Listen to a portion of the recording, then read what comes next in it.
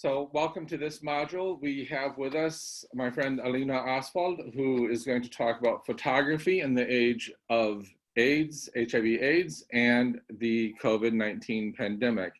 And I met Alina, I don't even remember how many years ago, but I think it was at like a Rainbow Book Fair or something, maybe a decade ago. It's been quite a while. Yeah, something like that. Yeah, and she was next to a stall that I was helping a friend with, and I admired her photography ever since then. And she has kindly agreed to be part of this discussion. So Alina, if you'd like to introduce yourself a little bit. Sure. Thank you so much, first of all, for having me. I think this is a phenomenal idea, and I'm very excited and honored to be to be part of this project. So yes, I'm I'm a writer and photographer and educator, covering HIV and AIDS and also the LGBTQ+ community, and I've been doing this for almost 20 years, if I think about it, since 2003-ish. And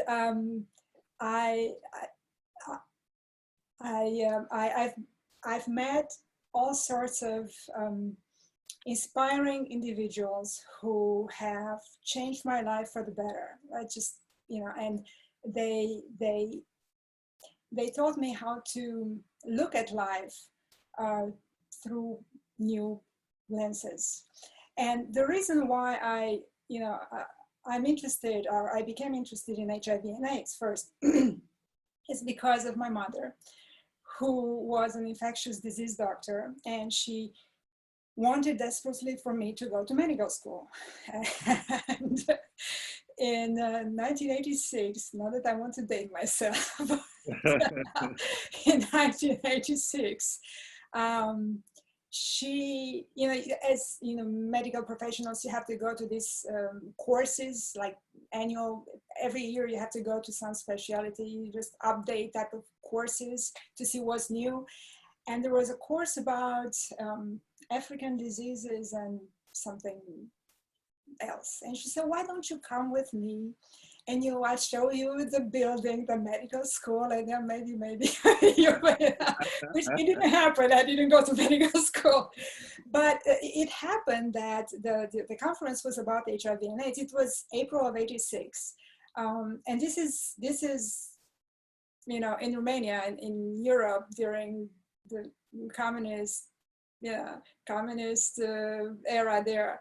And there was, nobody knew about HIV and AIDS. Nobody knew about LGBTQ. And then there was like all hush hush. And the only reasons why doctors were, informed about the virus is because, well, it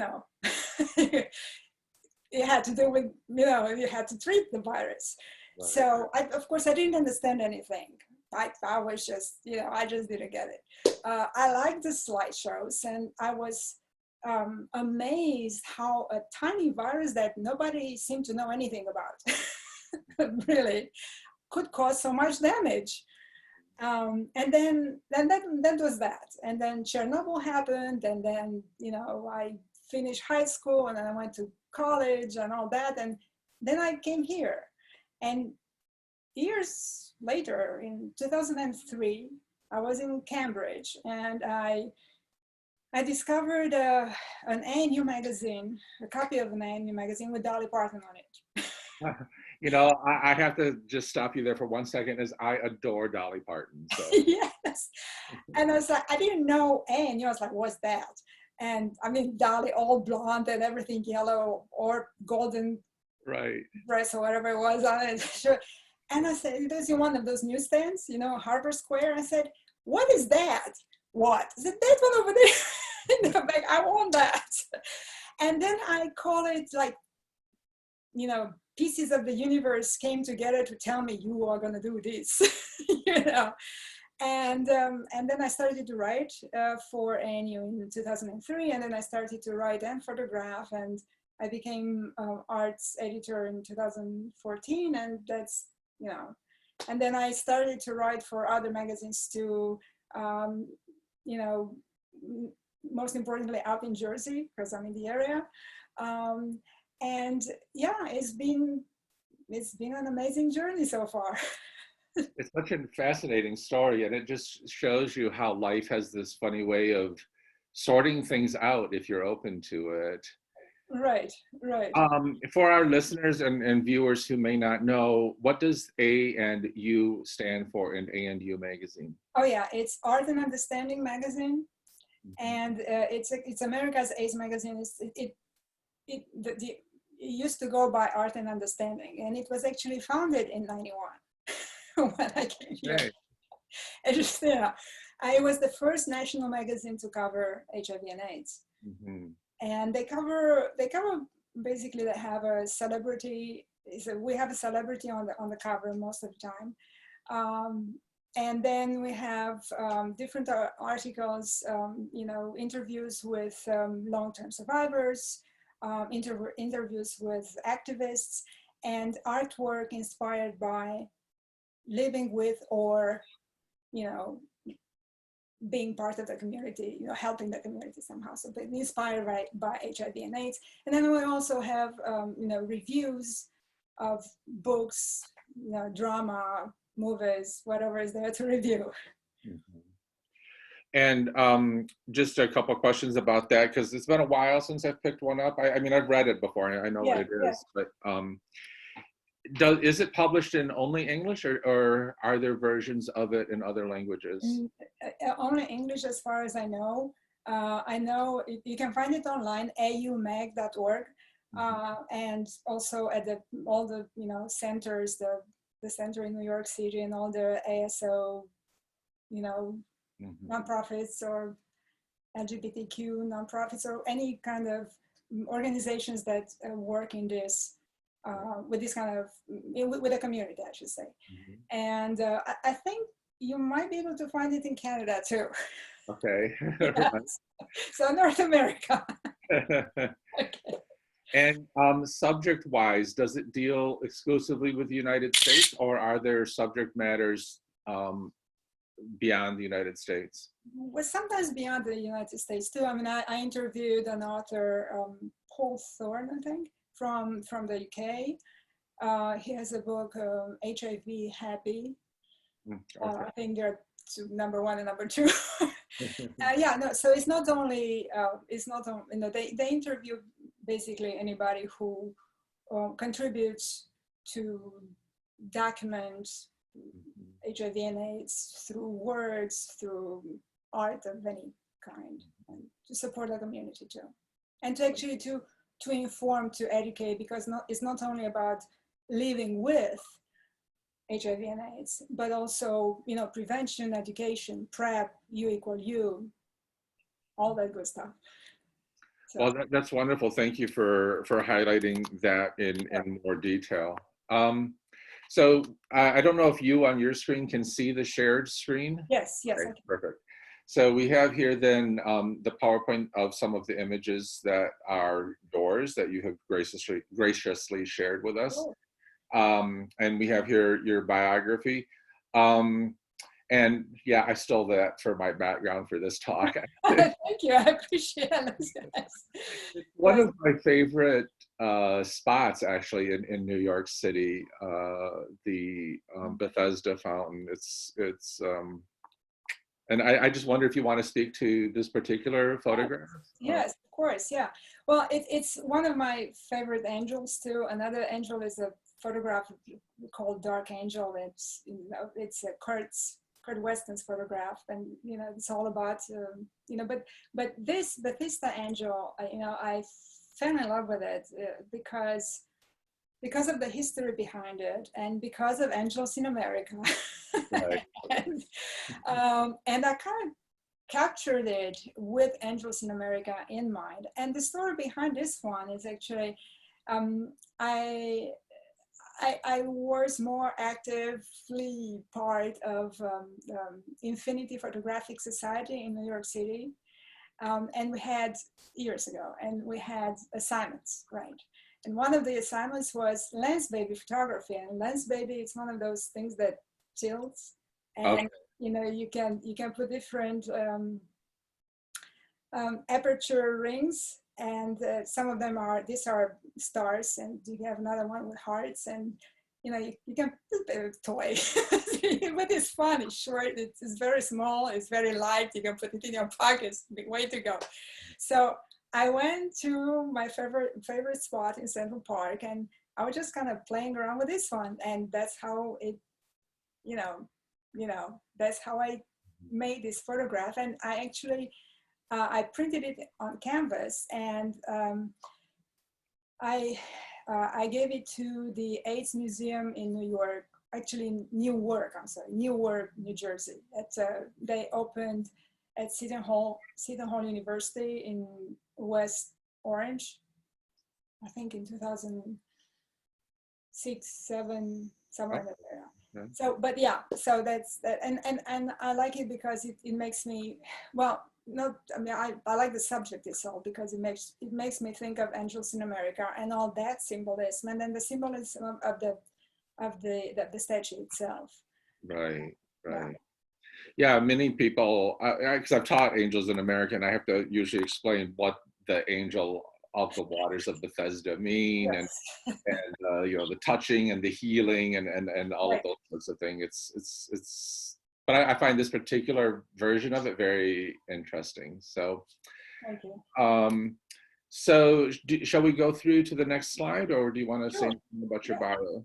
Yeah, well, just 2 words about, I wrote Journeys Through Darkness, which is a biography. I call it a biography of AIDS, but it actually tells the story of Kurt Weston, who is a long-term HIV AIDS survivor and also award-winning legally blind photographer. And we met about 15 years ago.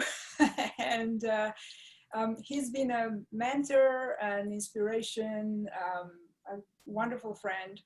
So yeah, we you know, he shared the photographs, and I shared the words, and that's how Journeys Through Darkness. And the title is based on one of his pictures, one of his images, which is called Journey Through Darkness. Hey.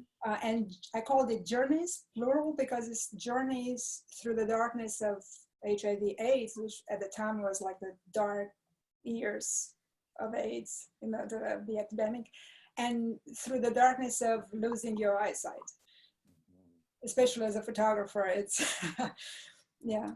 And Right. then in 2014, I became a member of the Undetectable Flash Collective under Avram Finkelstein, and we worked on this. On this, I have it here. Is actually, we decided to make this undetectable. If you turn it around, it becomes a, I don't know how to do it, becomes a plus and then becomes a minus. The light has to go in certain ways on it, or nothing at all. And here on the back is actually written in the statement that we came up with. It's in different languages. I don't know if you can see. Yeah, but yeah.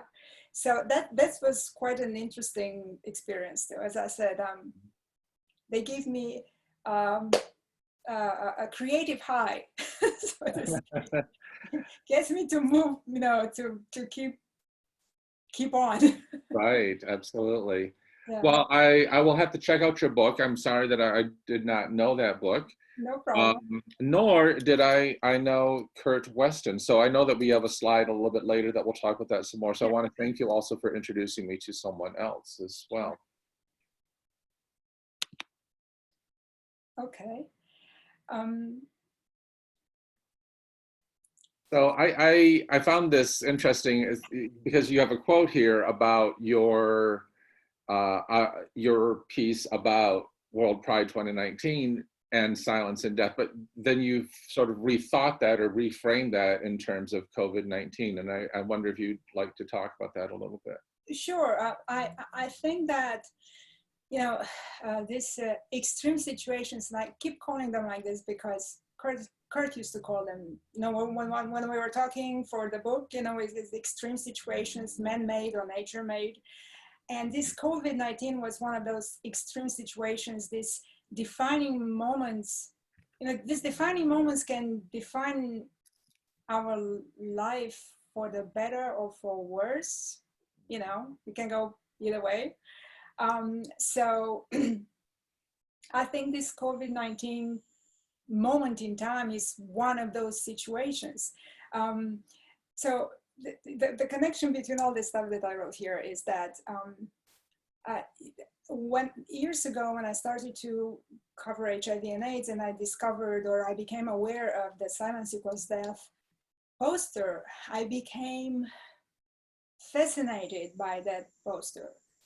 Like, to go back a little bit in time, you know, that moment in time when my mom took me to that conference, that was a moment in time that I figured out there was a moment in time years later, you know. So there are these moments in time, and the Silence Equals Death was one of those. I kept looking at that, and I was fascinated by its darkness, and I was kind of, you know, kind of swallow me somehow. You see the triangle, but it's more the darkness first, at least for me. And then when I interviewed Avram, 2000, I don't know, 15, I think it was the first time, because I interviewed him several times. So, you know, we were talking about this, and then, you know, I got to, you know, I'm a fan of his work too. There are these people in your life that really, really mark it in an amazing way.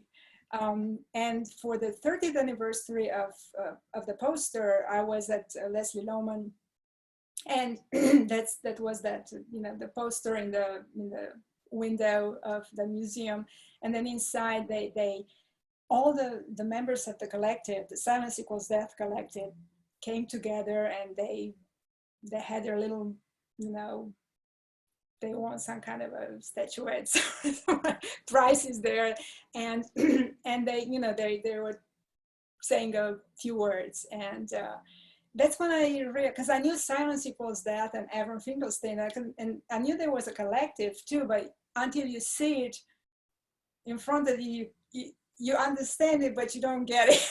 Mm-hmm. You know, so it was one of those moments, and that's why I connected those moments, and I think those moments kind of see us through our life, and we can learn from them, and we can become better or more good, to borrow from Angels in America, you know, or, you know, we can do nothing, or we can not become better. We can go the other way.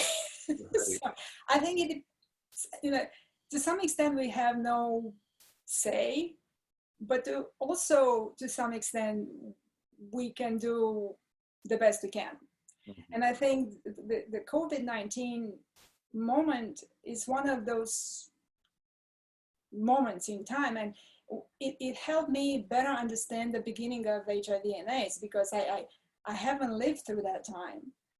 And you know, I interviewed so many people, and there were sometimes the stories, they become one story because they tell you the same version of the story, which is it's a good thing, you know.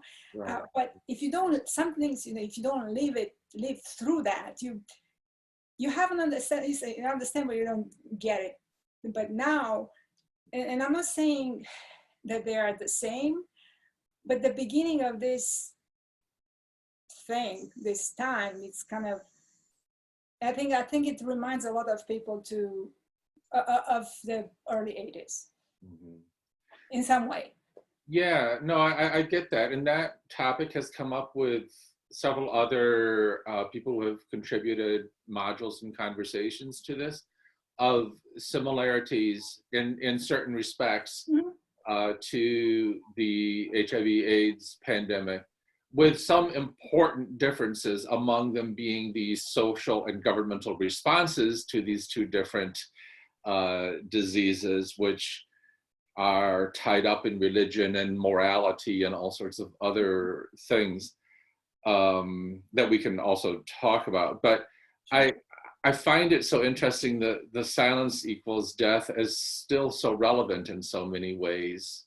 Yes, and you know, when I was writing the cover story for, you know, June 2019, I had this long interview with Avram Finkelstein. He's amazing, and I was like, I can write a whole book And like, where do you start? Where do you say you have to start?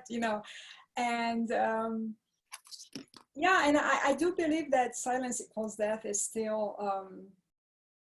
and it's still actually used in other activist work, not necessarily related to HIV and AIDS, or just any other kind of activist. Right. And I think it makes sense. I mean, if you don't do anything, you have to do something, right?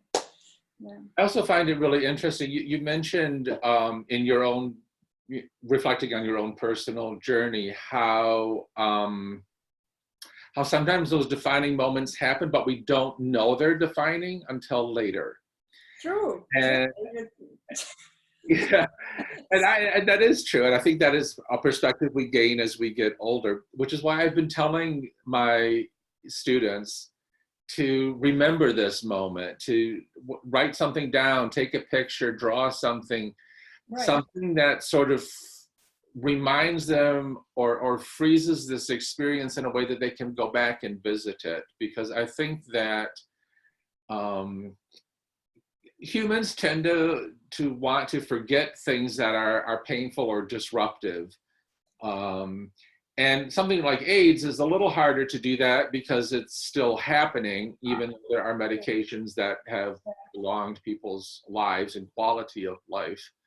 But I think that human nature has a tendency towards forgetfulness. And so I think it's important, whether that's journaling or writing something down from a creative perspective, or creating artwork, or in your case, photography, that helps remind us of how we have processed these defining experiences and how we're different as a result. I think sometimes we think we haven't changed, but in fact we have.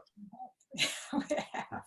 And speaking of change, I think I think I find myself thinking more and more of my granny and my mom too, but mostly my granny, because when I was a kid, she would do, she was the queen of the kitchen and she would make everything from scratch. And as a kid, I was wondering, what the heck are you doing the whole day in the kitchen?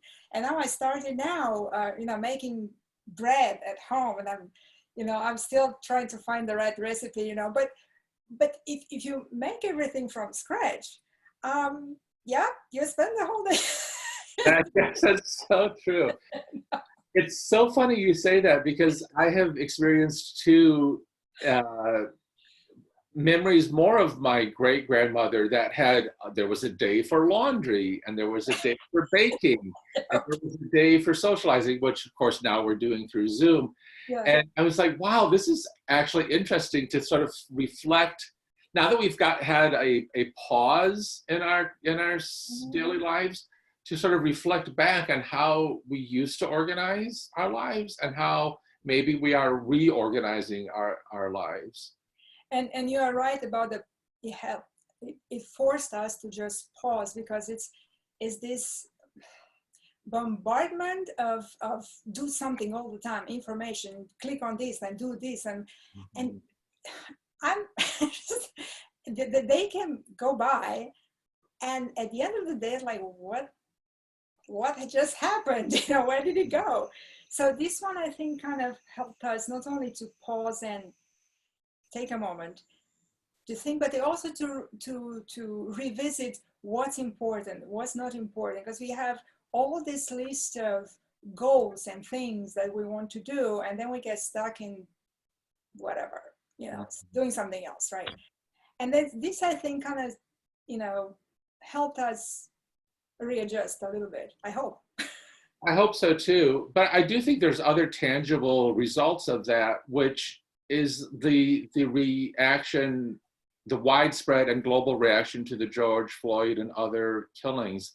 I think those are connected, and it's because of the pause that partly because we saw more evidentiary reality of a systemic problem, right. But also the pause in our lives gave us time to sort of think more and reflect more and react in ways that perhaps we have been unable to in the past. Right, and I think it's that feeling that I can't take it anymore. I can take it any longer, and whatever that it is. Right, So, right. and in this case, that with with the protests and stuff, I mean, that enough, kind of like enough, it's enough. And now, because I'm in this moment of pause, I kind of have time to, can afford to take the time to think about it and say, hey, that's it. I can do it anymore. And I mean, I think that's I don't know if it's a good thing, but I think it's not a bad thing. Let's put it that way. Right. I mean, I think at the very least, it's a positive, energizing outcome of something otherwise negative. Yeah, yeah. And I just want to take 1 second here to encourage people who are in New York or who may visit New York to go to the Leslie Lohman when it reopens.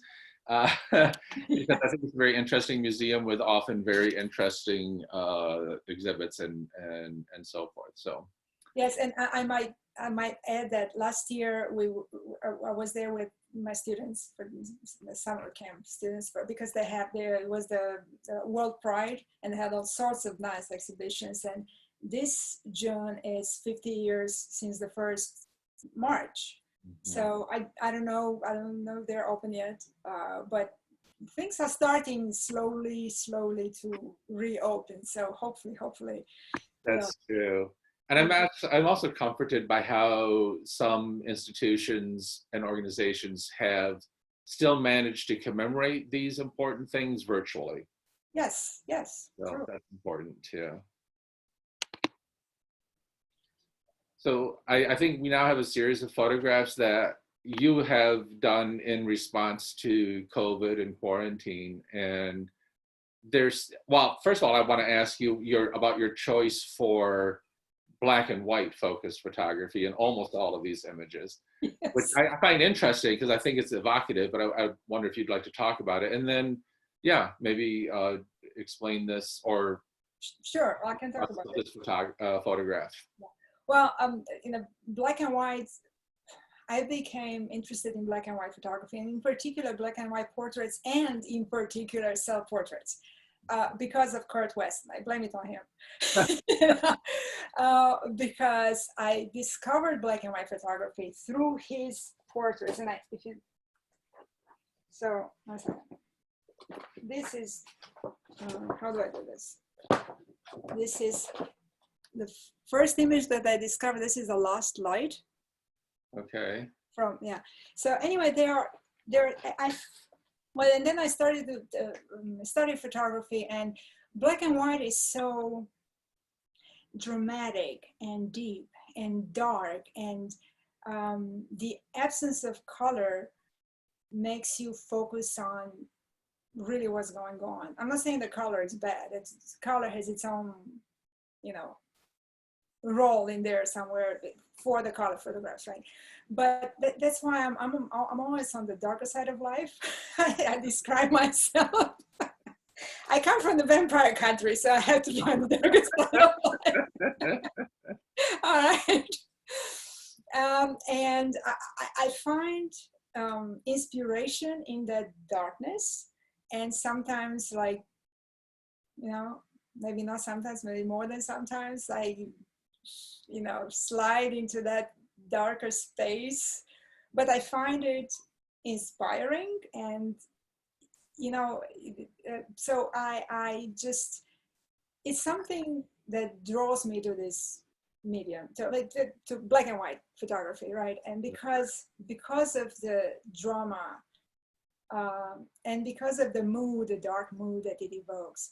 And I chose to make this in black and white, converted to black and white, I should say, because it was taken during the first months. I don't know if it was March or April, must have been around March, when everybody was staying home. Right. Yeah, everything was empty. And this is a sundial on Jersey City Waterfront. And it's supposed when the sun, hits it from whatever direction. It was a cloudy day at the time. So you can tell the time, whatever. But it's this, when time stood still, because the sundial, which is supposed to measure time, it kind of had nothing to measure because time stood still. I don't know if it makes sense.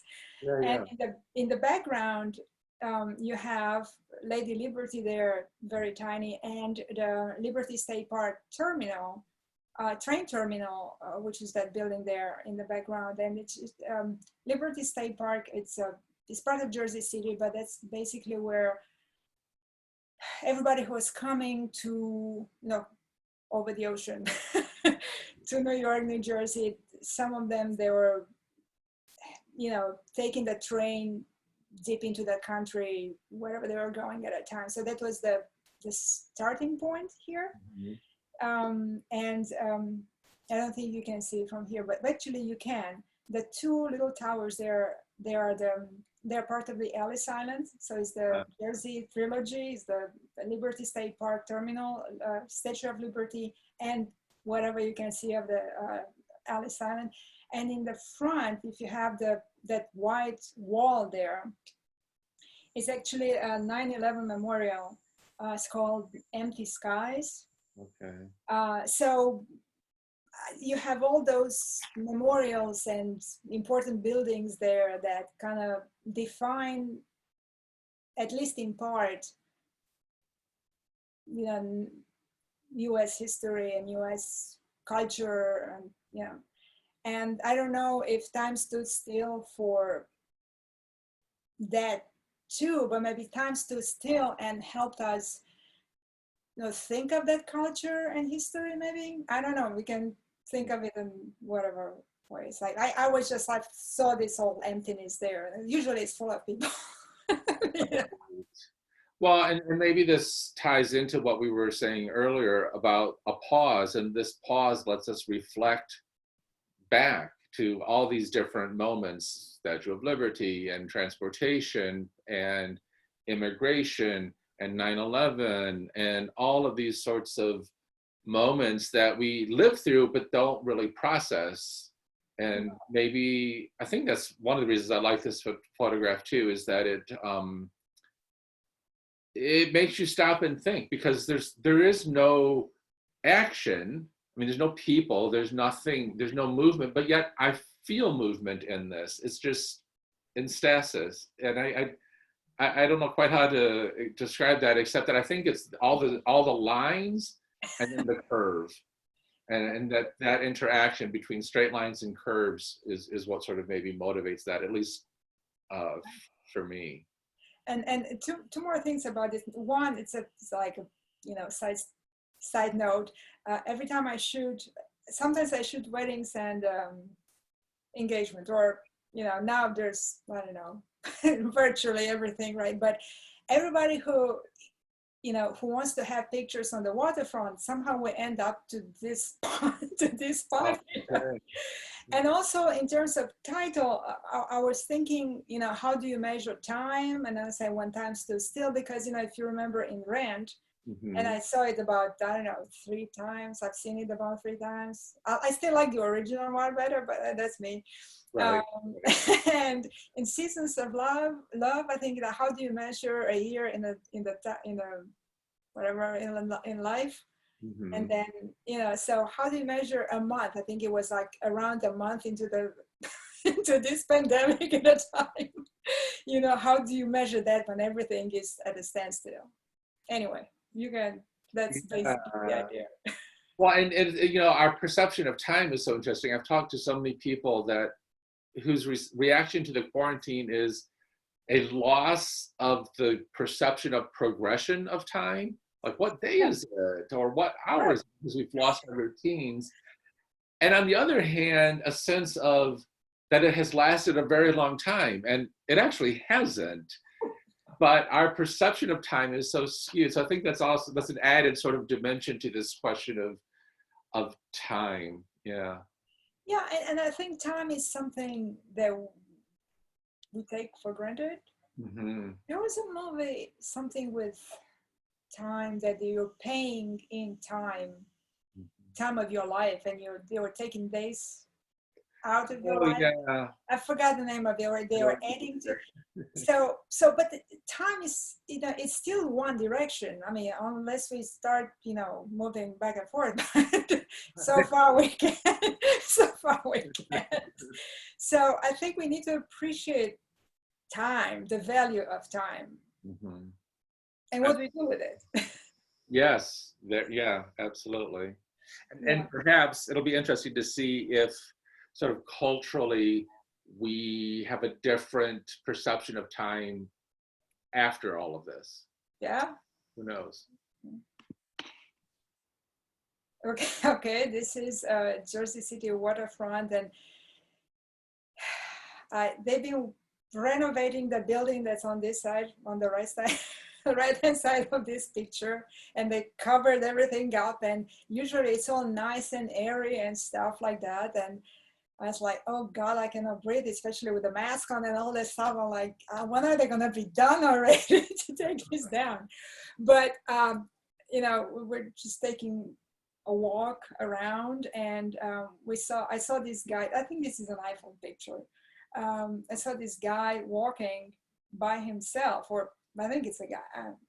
And I call it I'll Walk Alone, thinking of, the social distancing, which I think it should be physical distancing, because we're socializing now here, but it's another story. It's very problematic as a term, I find. But Yeah, but every time I didn't know, oh, 1 second, I have to stop this. Here you go. I apologize. Okay, I'm so sorry. those are the hazards of life under Zoom. I'm so sorry. Okay.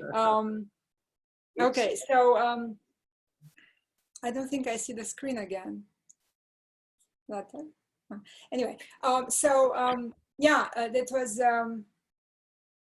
Where was I? Yeah. So I've been going to AIDS Walk New York every May. Usually it's May, and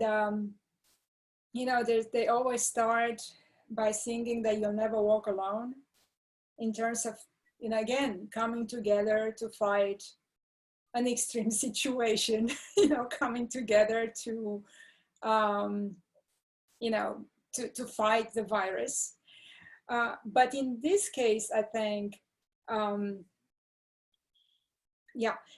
this case, I think we will never walk alone. So by walking alone, so we come together to fight this virus by walking alone. I don't know if it makes any sense. Yeah, no, it does. It speaks to me of a current, well, what I see as a current social dilemma between those who value the social contract of wearing masks, of distancing, physically distancing, and those who don't value the social contract and prefer to not wear masks and to ignore physical distancing. So I find your interpretation interesting and comforting, because it shows that even when you are practicing things that seem to be isolating, it's part of a social contract with other people. Yeah, sure, exactly. Thank you. That's what it is. And I think we have to respect. If we don't respect our own lives to wear a mask, we cannot not respect other people's lives and wear a mask for them, or keep our distance, because we have the right not to respect our own lives. I don't say it's a good thing. I'm just saying, to each his own. But that doesn't give us the right not to respect other people's lives. Exactly. So, social distancing, that's part of coming together to social distance. I don't know. Yeah, no, it's a very interesting interpretation of that. I mean, it's something I agree with. I'm very saddened by large segments of society who don't seem to appreciate that. Oh, I'm with you. Don't get me started. Yeah. I'm with you. No, absolutely. And I do wear a mask all the time. And, even when I go downstairs to get the mail, and, all that stuff, because I mean, you don't know, you know, who you're going to meet. You don't know how far away. You don't know. You wear a mask because you don't know how far you can get. You don't know if you can social distance. Mhm. Because Exactly. I mean, hey, you don't know where it is. You have no control. You have no control over certain situations. So you have control over what you can do, you as an individual. So that's using, you know, wearing a mask. Right. So I want to ask you something that is not related to this photograph, but it's something that occurs to me as we're discussing this question of masks, and given your work with HIV/AIDS education, do you see any similarity in the discourses about safe sex and wearing condoms and safe socializing and mask wearing? Yeah, and now a few people ask me like, do you have any, you know, comparison parallels between the two? I said, like, I cannot really speak too much about it, say too much about it, but I think there, yes, in a way it is. I think that, you know, those moments that define our life. I think that after that first decade and a half of HIV, people started to think more of safer sex, using condoms. Now we have PrEP, but at least thinking about it, not just blindly going, you know, but okay, before it wasn't blindly, because I think HIV didn't exist. I mean, you know, okay. So I think in the same way, this defining moment kind of helps us reconsider the whole mask thing. You remember, or at least here in New York, you know, the Asian people were wearing masks, not the heavy duty, you know, one, but just, you know, a cloth mask. And, you know, I thought that was like, well, maybe they're overdoing it. I wasn't judging. I was just, you know, because you don't have this experience. Right. But now that we do, I was like, hey, go for it. Put 3 masks available, you know. Right. So I think it's that experience that, again, we learn something out of it or we don't. Right. Right. Agree? So I think at least it makes us think a little bit more. I wouldn't get out of the house now without a mask. They can, I mean, I had problems with people calling me, you know, you chicken, you're whatever. Fine, laugh all you want. I really don't care. We'll see who laughs in the end. Because I mean, I've been doing pretty good so far. Why, you know? Yeah, no, I agree with you. Absolutely. So yeah. Oh yeah. Liberty State Park. It's actually it's very close. Just a short history of this Liberty State Park. Morris Passin, a long time ago, I think at the beginning of the century, somewhere at that time, discovered this piece of land, which is really separated by a canal, which now is called the Morris Canal, from southern Jersey City. And it became a national park, and now his son, who is an educator, I think it's almost close to retiring age, Sam Passins, very nice guy. It's a president of Friends of Liberty State Park. And I've been photographing for them, you know, for a while, actually years ago when I moved here. So it's one of those, it's a national park, but it's a local park. This is like a few minutes away from here by car. And you can get lost in there, like spend like a whole day. And you have views of Liberty, Miss Liberty, you have views of the city, you have views of the harbor, you know, you just take your pick. And this is the southern side of the park where they have those flags. And it was at a time when you still have to fly the flag half staff. And it's Miss Liberty all by herself there, you know.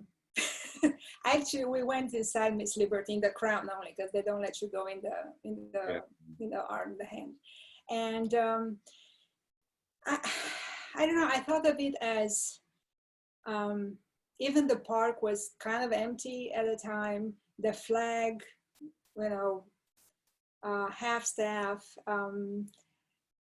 The city was way in the distance, or at least it looks from here, and even the park kind of stood still. You know, speaking of standings, you know, time stood still. It was kind of,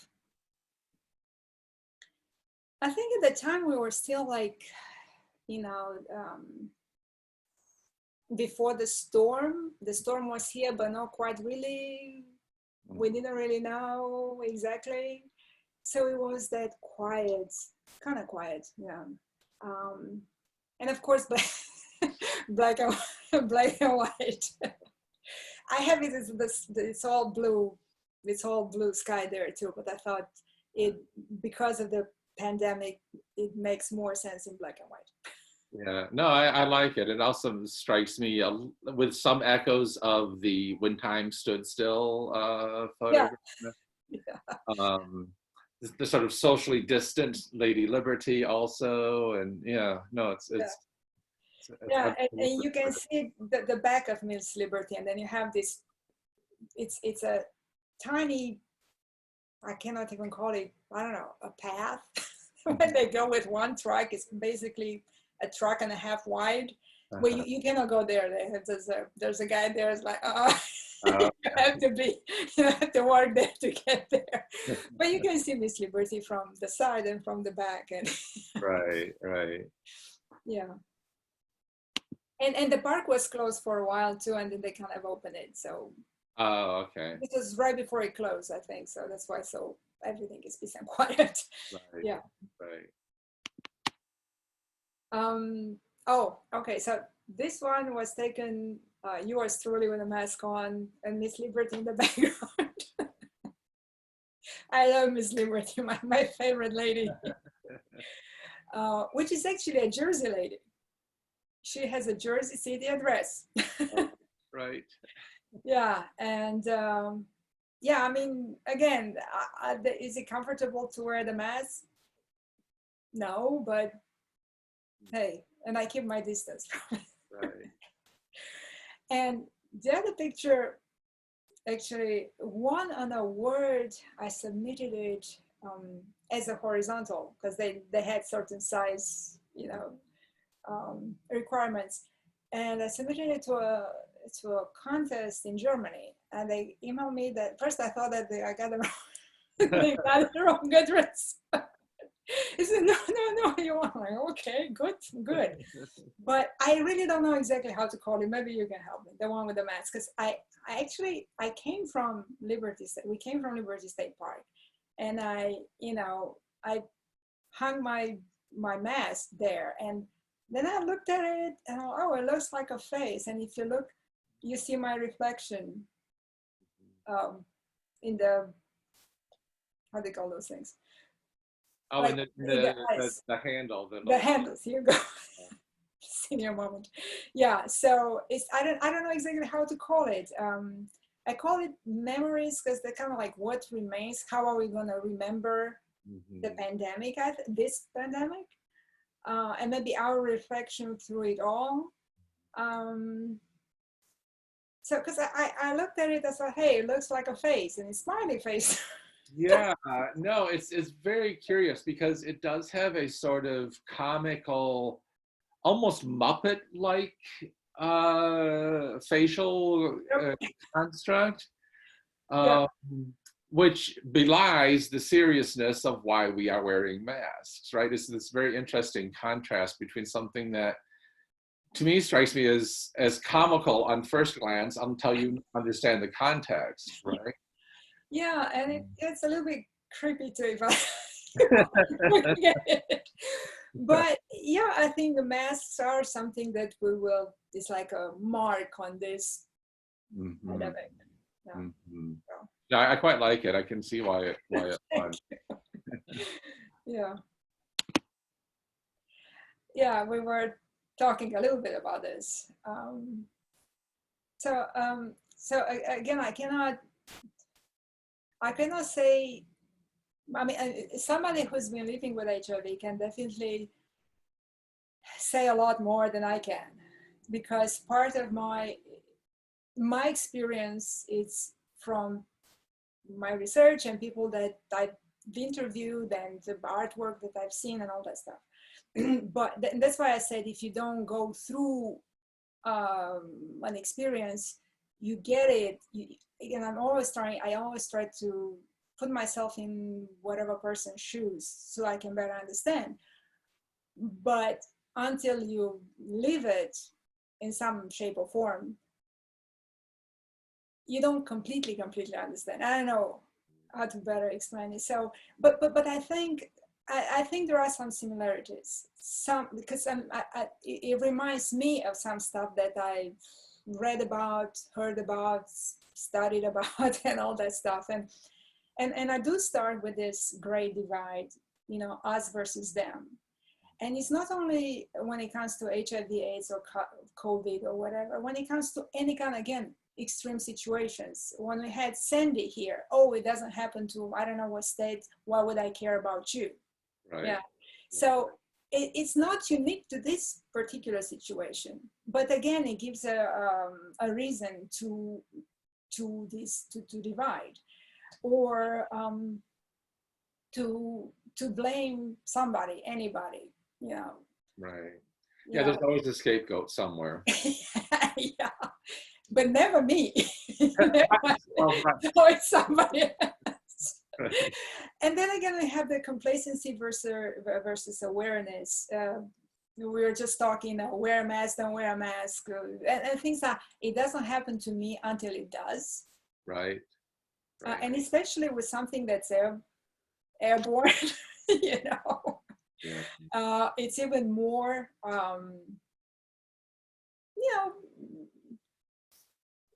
more terrifying in a way, because you don't see it. You really, and you have to breathe air. So there's really, all you can do is wear a mask. Right. And then also it brings up the isolation, fear, mental exhaustion. I was thinking during the first month or so, I was exhausted, mentally exhausted, because of the, not so much the fear, the worry. You didn't know what's going on, uncertainty. You didn't know how much you didn't know. I have family in Europe, so that was worry about, family in Europe. So all that stuff, all these pieces of the puzzle that you really couldn't do much about. You really couldn't. Mm-hmm. So, and isolation here in this, with COVID, is more also not isolation that people stay away from you because they get the virus, but like from what I've heard, when it's in the early 80s, right? But isolation because you had to stay inside. Right. So but it's still isolation. It's still a kind of, so I think there are a lot of parallels that we can draw in certain way, no, not all the way through. And I'm really not saying that HIV/AIDS equals COVID-19, but just one point, about, we didn't know from the very beginning exactly what's going on, and I was thinking we had to wait only a few days, weeks, right? And I was thinking in the 80s, it took years until the mainstream population, I don't know, it was brought to their attention, so to speak. Yeah, I mean, that's, to me, such a clear distinction between these two virus experiences. And it all has to deal with the us versus them divide as to who we think it infects. And at least with HIV/AIDS, we tended to associate it with a moral issue. Mm-hmm. And so it delimited itself in people's minds to only certain groups of people, two of which were denigrated by society, such as the homosexual community and intravenous drug users. Mm-hmm. The one community that more or less elicited sympathy early on, of course, were hemophiliacs and those who had received it through blood transfusions, things like that. And I think that is one of the most telling and starkest contrasts between HIV/AIDS and COVID-19 is how is the social and governmental response to both of those things. Yeah, I mean, can you imagine not to say anything about something like this for five 5 years? I And mean, then when it is talked about, people laugh about it or joke about it or insinuate that you somehow deserve it, which is what happened with HIV/AIDS. yeah, that's and then looking at the positive side, it's the getting together to do something, to document it, to document the experience, to fight it in some way, to become activists, advocates. With HIV and AIDS now, so many, 40 years next year. 40, I kept thinking 30, and I was like, no, it's 40. Which is astounding, actually, yeah. And the complacency kind of starts taking over, and again, now that I'm old, not to say the young ones that don't care, but I think there is no, the urgency, and thank God we don't have the urgency that was in the 80s, but not even a hint of urgency sometimes is not there. And I'm thinking, when we get over with this one, are we going to remember? Because with the flu, I don't know how much we remember from 1 year to the next. That's very yeah. Because I had a conversation with Christopher Bram and Philip Clark, an author and a historian respectively, about both the 1918 flu pandemic and the AIDS pandemic, and the relationship to memory and how quickly we forgot or didn't want to think about those things.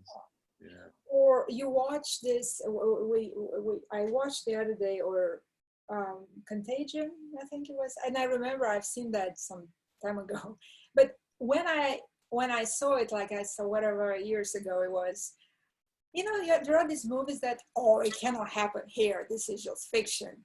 Right. Well, maybe not. Maybe not. Right.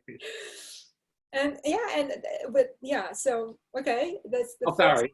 No, go ahead. I was just thinking, if nobody nobody knows about HIV/AIDS, and they come up with a movie, let's say The Normal Heart, right? But just made into, it was played first,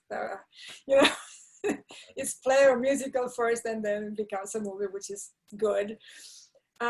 If you didn't know anything about HIV/AIDS, and you would watch such a movie, and especially the response to the epidemic from certain people, I don't think a lot of people would say, no, it's not possible, it's just a movie. Right. Well, right. So, yeah, absolutely. So speaking of the response to to this pandemic, to COVID, to tell you the truth, when preparing this slideshow, and I added the comfort scene pictures, I got emotional even now, because I remember how emotional I was, and I wasn't the only one, when we saw it coming in. It was like, hope is here, maybe.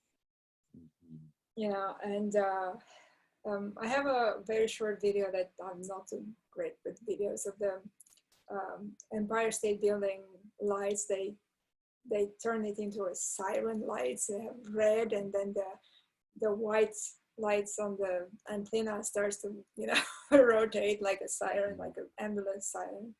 Could you send that to me? We can add it.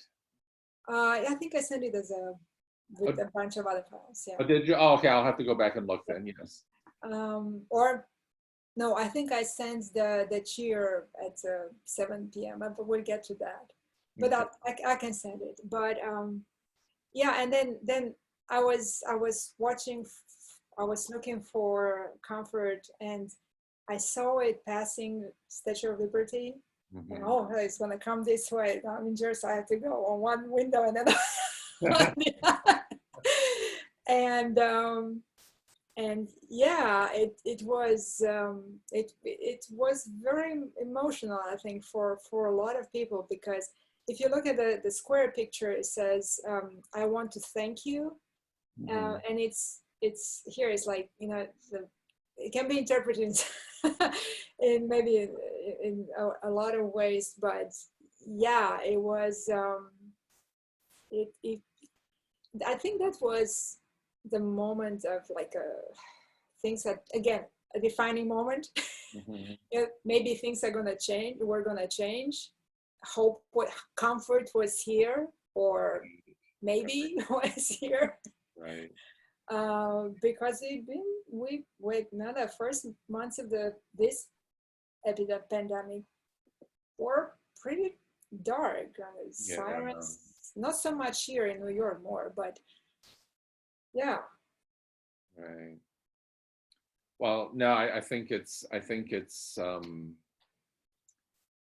interesting, of course, that the ship is named Comfort, and sort of the insinuation of providing comfort to a city very devastated by the experience, for sure. I think the other one was Mercy, right, in California. Oh yes, I think so. Yeah, yeah. Yeah, and that was, you know, this actually is the building across from the building I live in, and for a long while, until I think June the 4th, at 7 o'clock, 8 p.m., we would go out and we would start clapping, cheering. Some people had pots, and also whatever they can make noise with. And I kind of manipulated this picture because I wanted to, you know, not to show the face, because I'm thinking, oh my God, somebody's gonna recognize the building. And but it looks to me like the guy is in black, and the ghost of COVID, maybe it's behind him. I don't know. There's something very ghostly about it. Yeah. But yeah, that was something, you know, I kind of miss it because we don't do that anymore. Right. It's also interesting to me. It's a way of marking off time when we have sort of lost sense of time. Yeah. Yes. And I think, I mean, I'm sure in New York was much louder and everything, but hey, we had our own little, you know, cheer. Right. Right. It's funny that you say that, because I have friends in Cuba, in Havana, who did the same thing, cheering their doctors every day at a particular time of, you know, change in shift or whatever it was. Yeah. Yeah, and they do, and you know, they do great work. And this one was my my shadow. Actually, it was taken right after I was looking for those fighter jets, remember? Yes, and then I turned around from the window, which is here, is behind me, and I saw this on the floor. Yeah, and that's that. And see, I have a little flower there, so that I've been taking care of flowers now. I don't used to do that.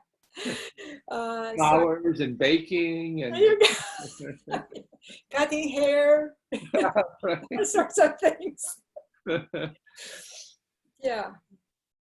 Yeah, and it's on Instagram. It's photographers in isolation or some whatever. So this one is part of my hand self-portraits. It's a series that I started. Again, was inspired by Kurt Weston's black and white self-portraits and by Avram Finkelstein's hand portrait. And there's something to, well, the black and white is the black and white part, all the darkness and the drama, right? Which links to the pandemic, but the mood during the pandemic. But also the hands is, I talk my hands a lot. It's one thing, you know. And also in photography, we look for gesture because people talk with their hands, body language. So there is a language in gesture. Mm-hmm. And also there's I was thinking of the fingerprints, this kind of a signature. Right. Something that identifies, yeah. Yeah, so this is self-portraits. Yeah. So that kind of, so I'll cover you the whole things with, and now so I started this body of work with the hands portraits before right at the beginning of the year. I was going more for like, fight and all that stuff. But then COVID showed up, and it's the whole thing of what to do with hands. Mm-hmm. And how we communicate with hands and how we interact with other people while using our hands, and touch your face, don't touch your face. And I'll cover you, it's another song from Rent. Uh-huh. Yeah. And now the hands, I'll cover you to protect you as a mask, to shelter you, but again maybe to get you sick, because you have to have clean hands before you touch your face, all that stuff. So that's basically the idea behind this. Well, and I like this one because the eye is poking out a little bit, Yeah. And I went for, side lighting and all the texture, and need to put more lotion on my Right, right. too much washing the hands. Yeah. Yeah, and we were talking about finding inspiration in COVID. Like we found inspiration, or people found inspiration in HIV and AIDS, or they found, you're mentioning the 1918 pandemic, they found it. I think there's the desire to record it somehow. Mm-hmm. It's one of those defining moments in our lives, and we need to record it somehow. Don't you think?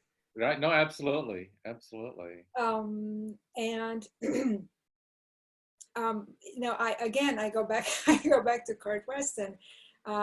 He recorded here in particular, especially the first years in the 80s, beginning of 90s of the HIV/AIDS pandemic, through black and white portraits of people who, a lot of them are not around anymore. And in Waldays Day 2018, he had this AIDS retrospective show in Orange County, and he invited me to be part of a panel. You see the chairs over there, one for Kurt, one for a doctor, yours truly. There was another a director of an ASO. And I was like, what do you want me to say? No, you're kind of like, fine, okay. Thank God for frequent flyer miles. It was amazing. And what was amazing for me in particular, besides seeing, Kurt, face to face, because, he's on the West Coast, I'm here. But to be surrounded, again, when you see it face to face, to be surrounded by all this black and white work, that a lot of it I knew, but a lot of it I didn't, and was like, I was in heaven. And I'm not saying that I'm excited about the people who passed because of HIV, no, but it's that work that you always hear about, talk about, know about, see it, maybe a few pieces face to face. There's something with seeing it face to face, Right. And I was surrounded by all this, like beautiful, beautiful art space, by the way. And oh my God, I'm here. One of those feelings, but I was mentioning while on that panel that HIV is not standalone, like COVID-19 is not standalone. It's the medical part of it. Mm-hmm. Is the everything that the nonprofits do, getting to the medication, getting to the doctor, making sure you have food, help, financial help, whatever else is there that is not strictly medical related, right?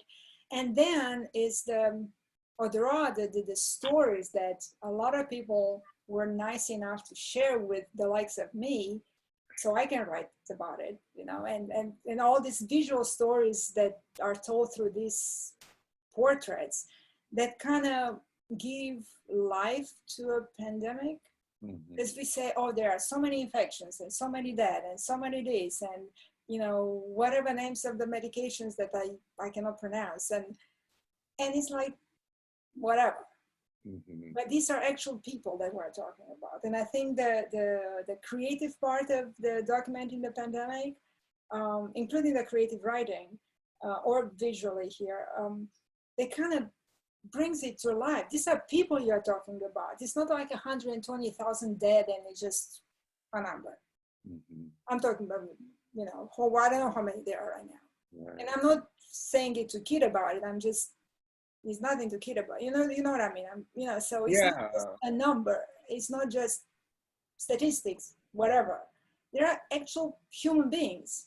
Right. And I think this kind of brings it together. No, I think that's so important. I think all too often we have a tendency to focus on the numerical aspect or the scientific medical aspect, and that's important, but I think we cannot do that at the expense of the human. And I think that it's important to put a human face or human experience onto those numbers so that they mean something beyond just statistics, for example. Yeah, because otherwise you don't get it. Right. You get it. Yes. So I wanted to thank you for including these images from this show. Sure, absolutely. More detail. Yeah. If you want to say anything about this. Sure. Yes. Portrait, right. Yes. So yeah, there are just, you know, I had the camera with me. I asked Kurt. I said, I'll bring a camera with a kit lens, you know, just snap a few pictures. I wrote a bunch of blog posts about this, yeah, again, it was like I was surrounded by this portraits, and most of them were taken around the mid 80s, and a lot of them were inspired by Andrews in America, the play. Just a quick note about Kurt. He's a Chicago native, and he was a fashion photographer, and then, you know, he was diagnosed in 91. Everything happens in 91. And then he moved several years, a little bit later, he moved to California to basically just, I think, to his brother, to basically were just moving to die. And he tells me in the book that it was very hard to pack, knowing that you go somewhere to die. What do you take with you? What do you pack to go, you know, to bring? And but he didn't die, thank God. And the reason was that before he left, I think he put his name on one of those lotteries, drug lotteries, and he won. Wow. And yeah, and that kind of saved his life, and it wasn't too late for his eyes, or his, so he's legally blind, but he, you know, he's an amazing photographer, and he's an amazing mentor, not only in photography, in just talk about anything and everything in life. So these are some of the pictures that he took during, again, around mid 80s. And so in the top picture, he's talking there with somebody who was at the show. In the left bottom is actually Terry on the right side, and they were talking. I don't know actually what they were talking about. The reason why I took that picture is that, again, the hands, you know, the gesture is like talking with your hands. And then I think it's called Angel something, that the main picture in the in the center there, that he's using, he had, Terry's talking like this with hands, and the other guy is not doing anything with hands. I don't know. It's just, and the other guy is like a ballet. Right. So I don't know, but what, I saw them talking, and I saw the movement of hands, and it made me think of, again, we have to talk about it, because for a long time with HIV, we did not talk about it. Right. Because, ooh, it's a big bad wolf. It is a big bad wolf. It doesn't mean you have to not to talk about it. So I think the more you talk about it, and in the sense that you talk about it, like, oh, you have to be afraid or ashamed or whatever, the more it makes it part of the usual, and that's why, thank you for having me, because I can talk about this forever. Oh, it's my pleasure. Thank you for introducing us to Kurt Weston's work as well. And then it's Terry and yours truly and Kurt, and they are very tall guys, and they're helping me out. Yeah. Oh, and I forgot, Kurt, something, 2012, I think, he won the second CNN Report Award for personal story, and he ended up being interviewed live on CNN. I forgot completely about this, by Frederica Whitfield. And if you Google Kurt Weston CNN, he's there, and his guide dog at the time, Ambrose, is part of the interview. Oh, that's wonderful. Yeah. I will post that link to the module too. Okay, that's so good. Great. And this is this is my work. Talking about conversation, like the other one in the previous slide. I was mentioning that I was doing my hand self-portrait thing, and this actually 2 pictures put together. One, the activist one. It's very hard to take pictures of your own hand, because you don't know what you do. And then the other one, which again, I didn't know what the heck I was doing there, but then I put them together, and it looked like they were talking. They're having a conversation, and that's why I, and I say express yourself. Yeah. No, absolutely. And this one ended up in an A&U article, because they were looking for some sort of work about artists in isolation, the whole thing.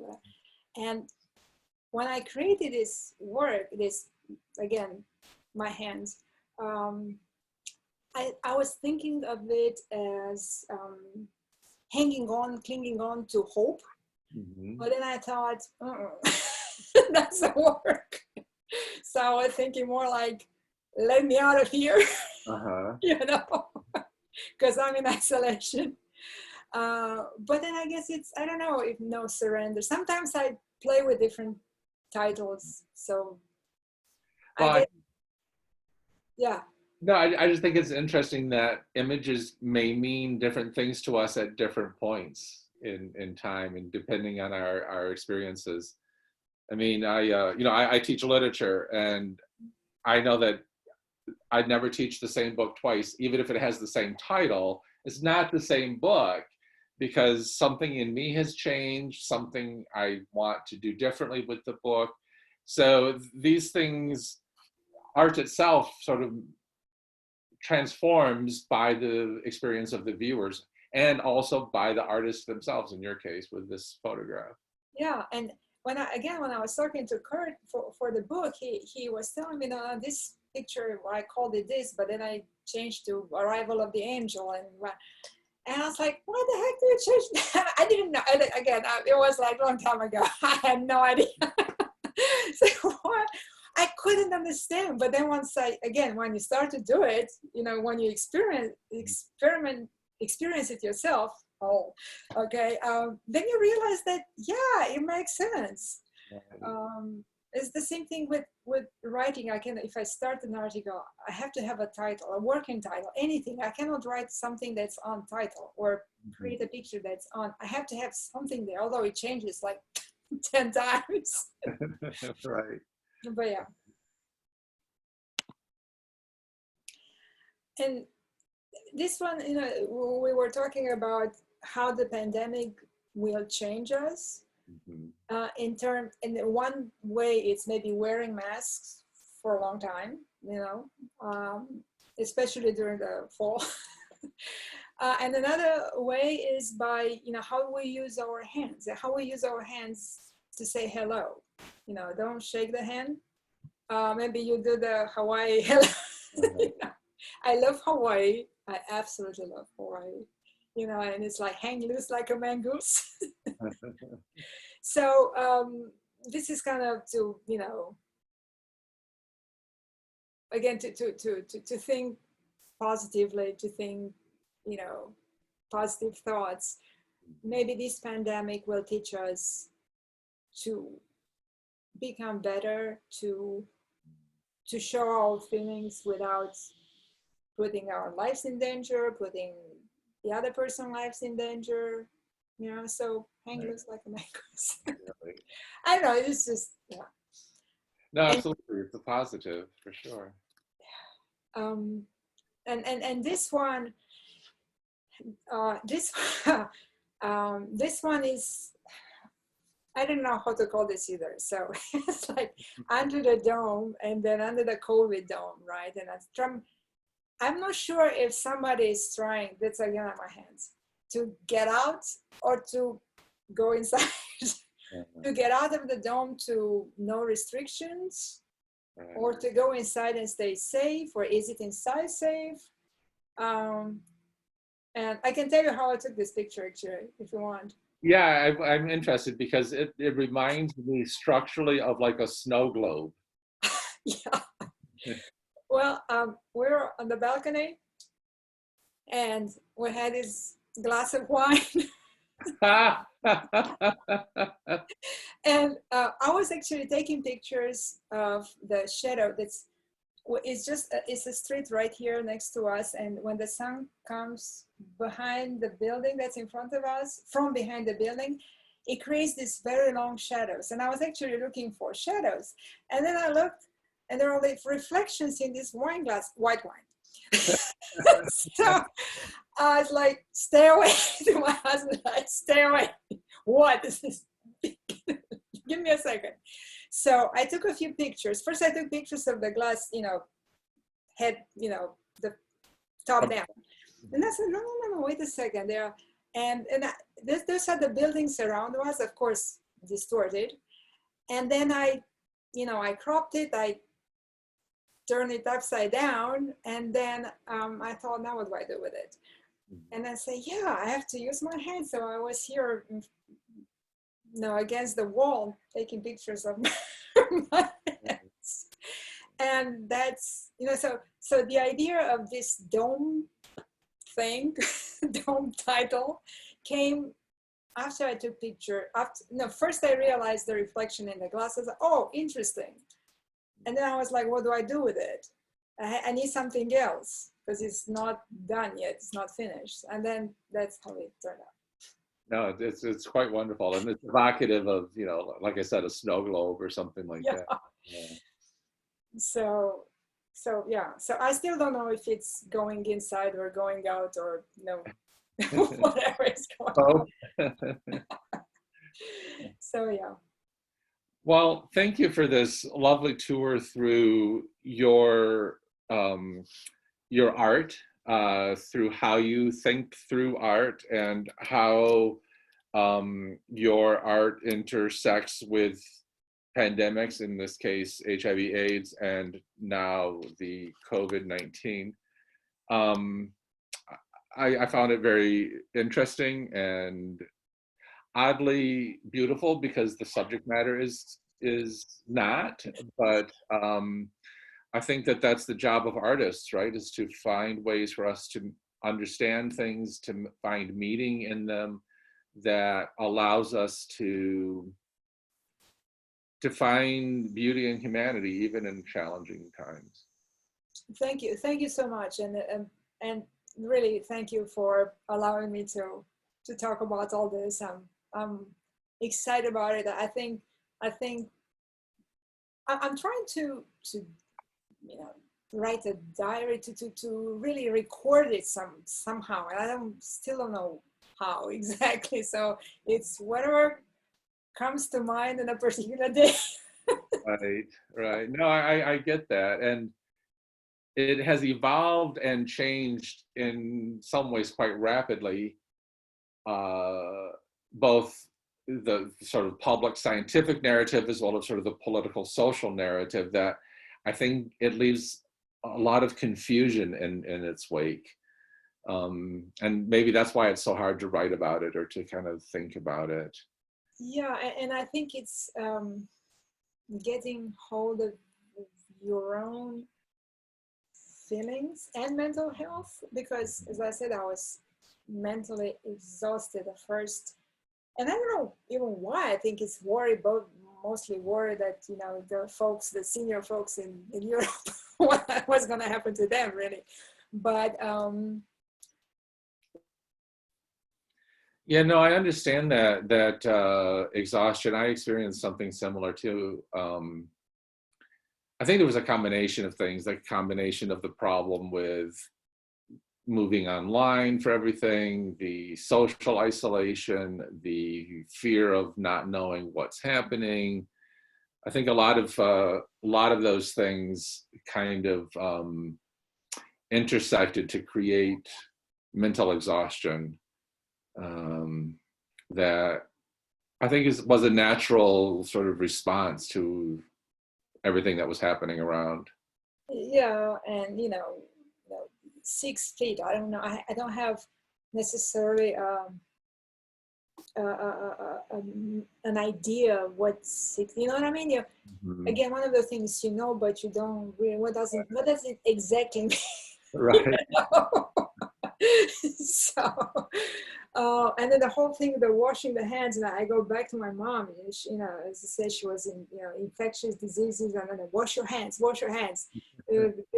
Sometimes I would forget.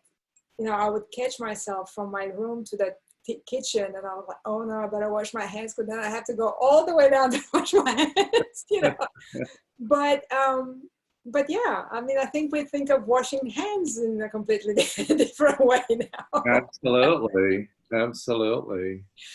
And disinfecting everything, and so. Yeah. Well, thank you, Alina. And for those of our participants who are tuning in and found this interesting, I want to recommend some of the other modules in these course. We have a module with Cristiano Pereira, a Brazilian-American artist, who talks about creating work in response, a painting in response to the COVID. We also will have a unit with Anita Vitale talking about David Wojnarowicz and Peter Hujar photography, so a connection there as well. We also have a unit up about self-portraiture by Munch and Schiele in response to the 1918 flu pandemic. That should be interesting. Yeah, so a lot of interconnections here. And there was one other thing. Oh yes, you were going to show us your shirt. Oh yes, like I can do this. Can do this. I'm sitting on the floor here. So, so this is from JC Fest, Pride Fest 2005, I think it is. Yes. Yeah, wonderful, very colorful. I love it. This is my favorite shirt from those, you know, Pride really? festivals. I go every year and I buy a shirt, and I think, yeah, and once was a brown one, once is a pale blue one, and but that's I think this one is, and then I have another black one with, you know, short sleeves, but I think that this is my favorite. No, I love the colors and the swirl. Thank you. Yes. So thank you. Thank you. And again, I really appreciate you know, making me part of, and my work part of this course. And I think it's extremely important to have these sorts of courses. Thanks for putting everything together. My pleasure. And please tell people to join and sign up. It's free. Yeah, absolutely. I will. I will. Wonderful. All righty.